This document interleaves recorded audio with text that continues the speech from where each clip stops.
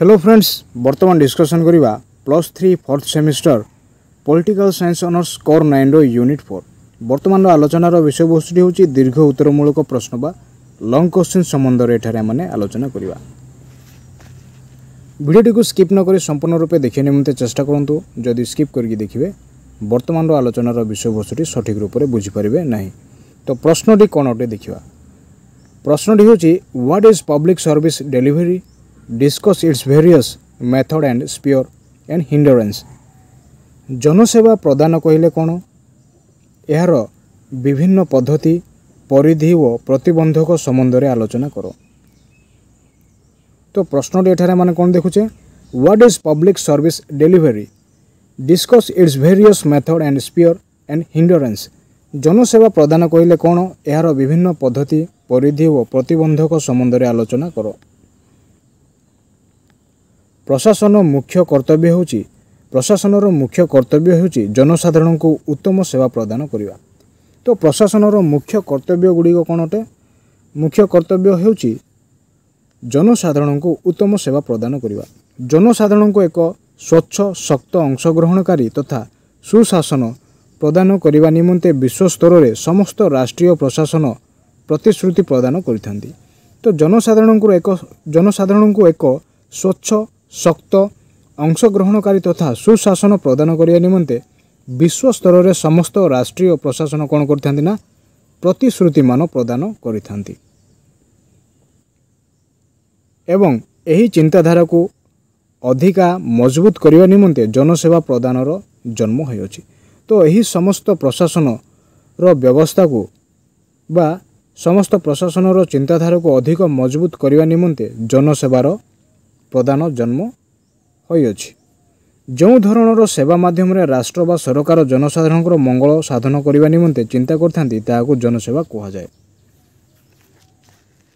जनसेवा कहले आमने कोन बुझू ना, जो धरणर सेवा माध्यम रे राष्ट्र बा सरकार जनसाधारण मानकर मंगल बा हित साधन करिथांती सही प्रकार चिंताधारा को आमने कोन कहिथाओ, जनसेवा कहिथाओ। जनसाधारण को ठीक समय सठिक भावे नियम नीति गुड़िक रूपांतरित करी पहुंचाइबा प्रक्रिया को जनसेवा प्रदान कहा जाए।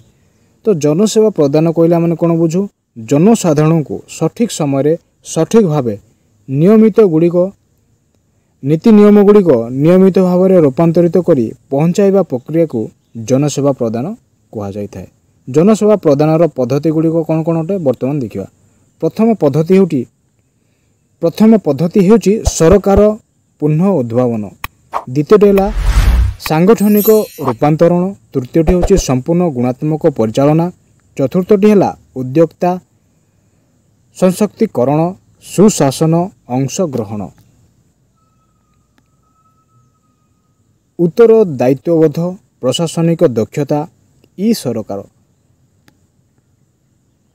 ई वाणिज्य, ई सेवा, ई नामलेखा, ई अंशग्रहण, सूचना और जोगाजोग पद्धति। यही भाव में 15 गोटी जनसेवार सूचीटी एठारे प्रदान करा जायछि। वर्तमान देखिबा परिधि। परिधिर अंतर्भुक्त विषय वस्तु गुड़िक कौन कौन अटे, शिक्षार प्रसार, स्वास्थ्य जनसंख्या और पोषण, भित्तिभूमि प्रतिष्ठा। चतुर्थ विषयटी होछि जलसेचन, जल जोगाण और पोषण। पंचम विषयटी होछि प्राकृतिक संबल परिचालना और परिवेश।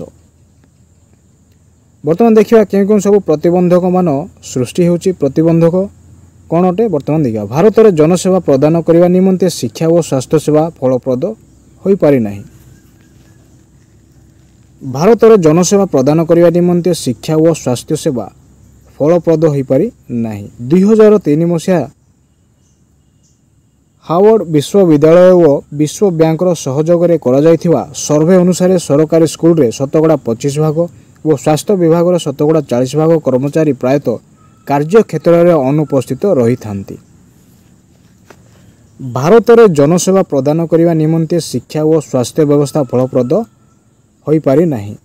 2003 मसीहा हार्वर्ड विश्वविद्यालय और विश्व बैंक सहयोग में कौन करा जायथिला, गोटे सर्वेटी प्रस्तुत करा जायथिला। तो सही सर्वे अनुसार सरकारी स्कूल रे 25% ଏବଂ ସ୍ୱାସ୍ଥ୍ୟ ବିଭାଗର ଶତକଡ଼ା 40 ଭାଗ କର୍ମଚାରୀ ପ୍ରାୟତଃ କାର୍ଯ୍ୟକ୍ଷେତ୍ରରେ ଅନୁପସ୍ଥିତ ରହିଥାନ୍ତି ଏବଂ କେତେକ କ୍ଷେତ୍ରରେ ଶିକ୍ଷା ଓ ସ୍ୱାସ୍ଥ୍ୟ ବିଭାଗୀୟ କର୍ମଚାରୀମାନେ ଉପସ୍ଥିତ ରହିଥିଲେ ମଧ୍ୟ ସେମାନଙ୍କର କାର୍ଯ୍ୟକ୍ଷେତ୍ରରେ ଅନୁପସ୍ଥିତ ରହି ସେମାନଙ୍କର କାର୍ଯ୍ୟ କରିନଥାନ୍ତି। ତ ଏଠାରେ ଆମେ କ'ଣ ଦେଖିବାକୁ ପାଉଛେ, ଶିକ୍ଷା ଓ ସ୍ୱାସ୍ଥ୍ୟ ବିଭାଗୀୟ କର୍ମଚାରୀମାନେ ଉପସ୍ଥିତ ରହିଥିଲେ ମଧ୍ୟ ସେମାନଙ୍କର କାର୍ଯ୍ୟକ୍ଷେତ୍ରରେ ଅନୁପସ୍ଥିତ ରହି ସେମାନଙ୍କର କାର୍ଯ୍ୟ କରିନଥାନ୍ତି। ଅନ୍ୟ କେତେକ କର୍ମଚାରୀ ପରବର୍ତ୍ତୀ ସମୟରେ ଆସି ନିଜର ଦସ୍ତଖତ କରି ନିଜର ଉପସ୍ଥିତି ଜାହିର କରିଥାନ୍ତି। ତ ଅନ୍ୟ କ୍ଷେତ୍ରରେ ଅନେକ କର୍ମଚାରୀ ବା କେତେକ କର୍ମଚାରୀ ପରବର୍ତ୍ତୀ ସମୟରେ ଆସି ନିଜର ଦସ୍ତଖତ କରି ନିଜର ଉପସ୍ଥିତି ସେମାନେ କ'ଣ କରିଥାନ୍ତି ନା ଜାହିର କରିଥାନ୍ତି, ଯାହାଦ୍ୱାରା ଶିକ୍ଷା ବଜେଟରେ ଶତକଡ଼ା 90 ଭାଗ ଦରମାରେ ଖର୍ଚ୍ଚ ହୋଇଥାଏ ଏବଂ ଏଥିରୁ ମାତ୍ରାଧିକ ଅର୍ଥ କ'ଣ ହୋଇଥାଏ, ଅପଚୟ ହୋଇଥାଏ। ତ ଏହାଦ୍ୱାରା କ'ଣ ହୋଇଥାଏ ନା ଶିକ୍ଷା ବଜେଟରେ ଶତକଡ଼ା 90 ଭାଗ ଦରମାରେ ଖର୍ଚ୍ଚ ହୋଇଥାଏ ଏବଂ ଏଥିରୁ ମାତ୍ରାଧିକ ଅର୍ଥ କ'ଣ ହୋଇଥାଏ ନା ଅପଚୟ ହୋଇଥାଏ। ଜନସାଧାରଣଙ୍କୁ ଜନସେବା ଯୋଗାଇ ଦେବା କ୍ଷେତ୍ରରେ ସୂଚନା ଅଧିକାର ଆଇନ, ଇ ପ୍ରଶାସନ, ଲୋକପାଳ ଓ ଲୋକାୟୁକ୍ତି ଆଦି ଅନୁଷ୍ଠାନ ଗୁଡ଼ିକର କାର୍ଯ୍ୟ ଗୁରୁତ୍ୱତା ବହନ କରିଥାଏ।